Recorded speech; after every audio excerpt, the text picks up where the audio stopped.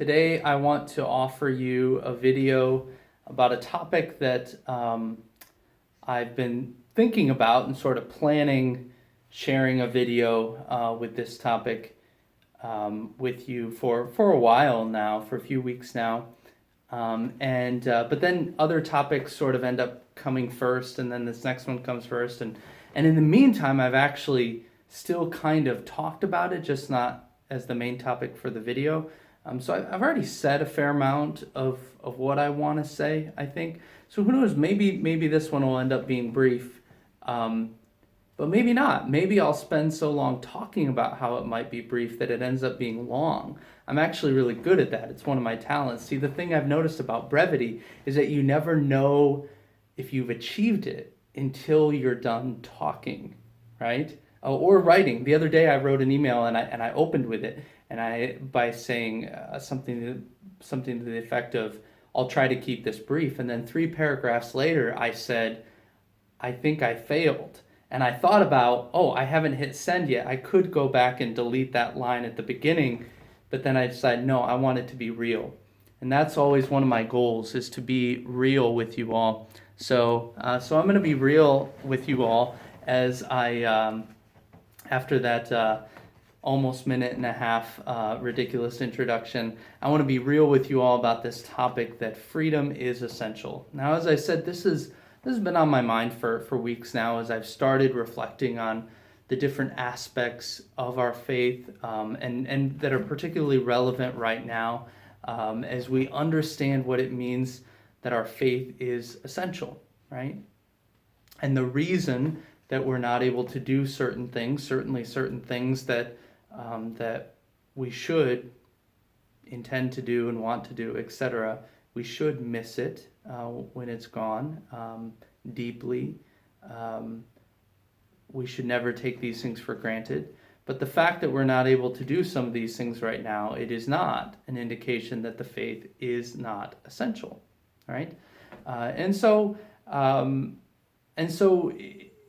it's particularly, I think, pertinent in light of the fact that, just over the weekend, we had, our president make a very bold statement, perhaps controversial, and I don't want to go into all of the potential questions behind it, but a bold statement that our worship is essential, and to have a clear nationwide statement of that fact. And it is a fact. It is a fact. That fact alone should not be disputed. That's something for us to celebrate and be grateful for.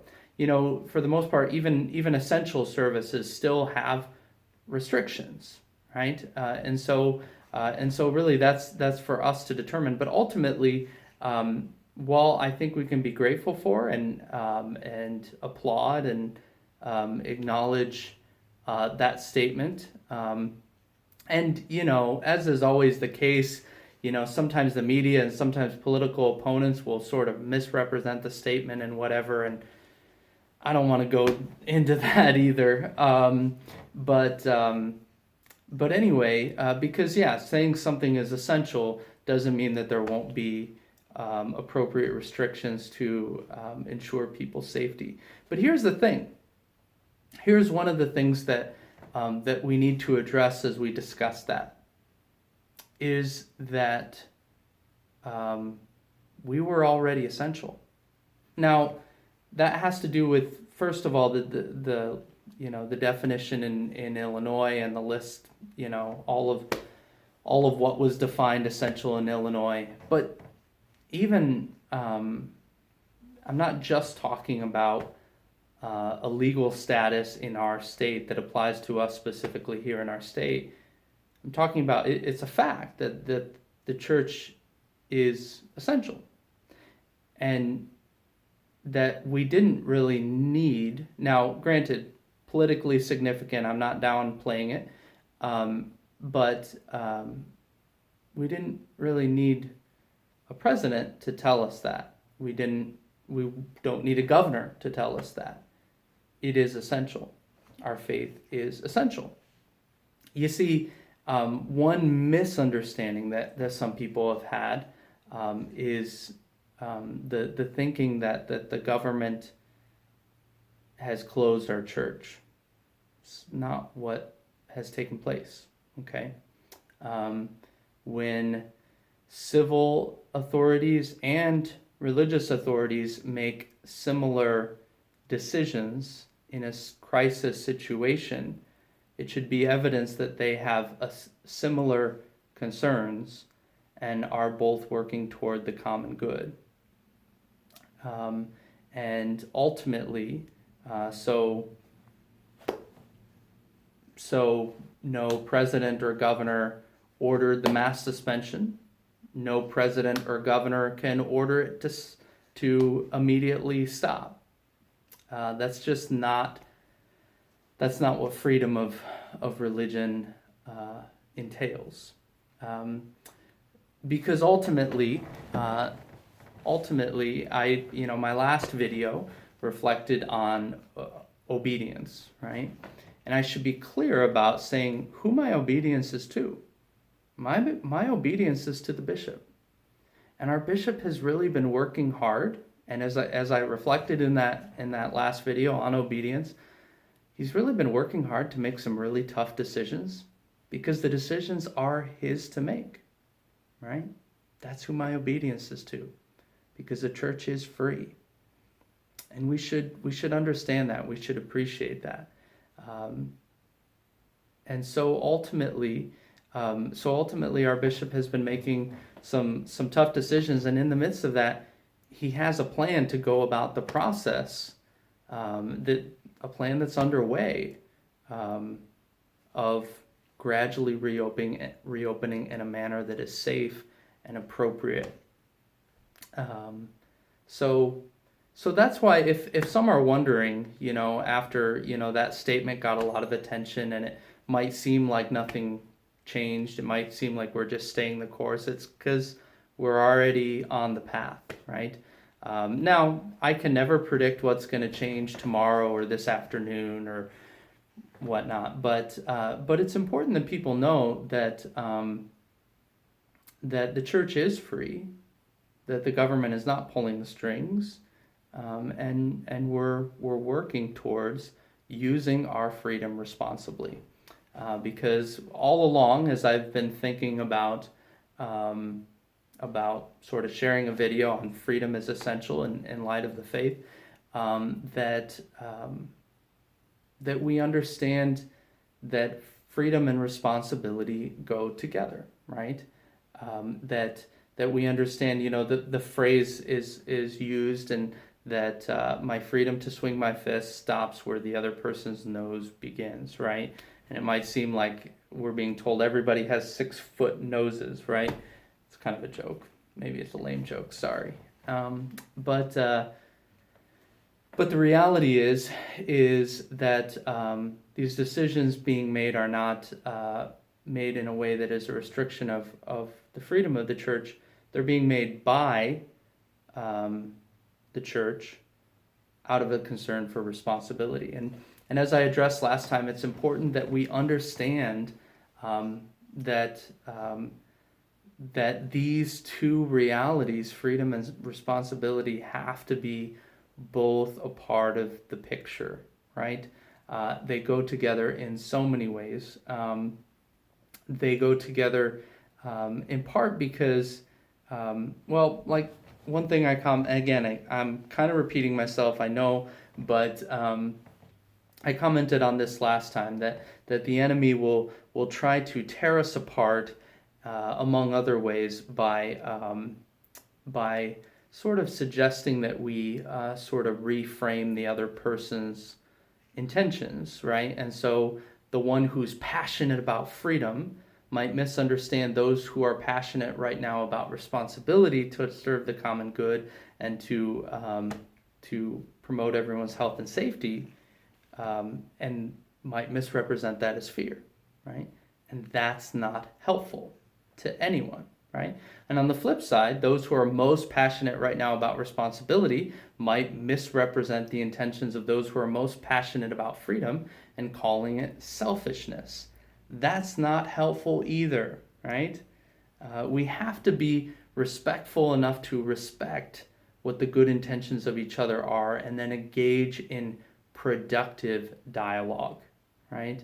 And in that productive dialogue, that we should also be willing to kind of learn from each other and to let the perspective of the other sort of check us a little bit, because while it's not helpful to cast doubt on the other person's intention and just rename their intention, redefine what we think is really motivating these thoughts or these decisions, that's incredibly disrespectful and not helpful. At the same time, we should understand, I should understand, if I am passionate about freedom and in a situation like this, defending our freedoms, I should understand that if it is possible to become fixated on one's freedom in a way that becomes distorted into selfishness, and likewise that if one's concern and passion for responsibility could be distorted in a way that it becomes more motivated by fear than by responsibility. So these realities all exist, and they're part of the mess that we're in. But one final way that I want to touch on, that freedom and responsibility are so closely connected, is that one way of understanding responsibility is helps us realize how closely connected they are. And that is understanding responsibility as our ability to make a response, our ability to choose how we are going to respond to the challenges that we encounter in life, to choose how we are going to respond to this thing that complicates how I am going about my day, or this or that choice that I want to make. If we understand that our situations, our circumstances are not constantly making us the victim, but that we are free to choose how we respond to them, the more that we take that in hand and choose to be proactive about how we are going to respond in a healthy and appropriate manner to different situations, the more free we become. We become more free to act appropriately, the more that we understand that we have the ability to choose our response. And so let us indeed cherish the gift of our freedom, especially this week in which we've celebrated Memorial Day. We've honored the memory of those who have fought for our freedoms, who have paid the highest price, who have laid down their lives for your freedom and mine. We shouldn't take that for granted. We should thank the Lord for that. We should never cause ourselves to be indifferent about it or ready to just let it go, right? But as we cherish our freedom, let us cherish who is the one who gave us our freedom. Because this is where the understanding of freedom comes from. That it wasn't given to me, and this absolutely applies to the freedom of religion, by the way, that it wasn't given to me by the Constitution. It was not. It was given to me by God. And that is why, thanks to the wisdom of our founding fathers, that it was written into the laws of our land, that the government cannot take away from us this freedom that is given to us by God. Where does that whole concept come from? That whole concept that we could have inalienable rights endowed by our Creator. Where does it come from? It comes from the fact that we have free will. It's deeply connected to the fact that God has given us this gift of our free will. And so St. Paul will talk about using our freedom responsibly, that our freedom in Christ is never, ever to become an excuse for license, to just do whatever we want. That is not freedom. That is the path to bondage. So let us indeed cherish the gift of our freedom. Let us cherish, love, honor, serve and respect, and indeed worship the one who has given us our freedom. Because that one is God, our Father. Let us honor him and love him and thank him for the gift of our freedom. God bless you all.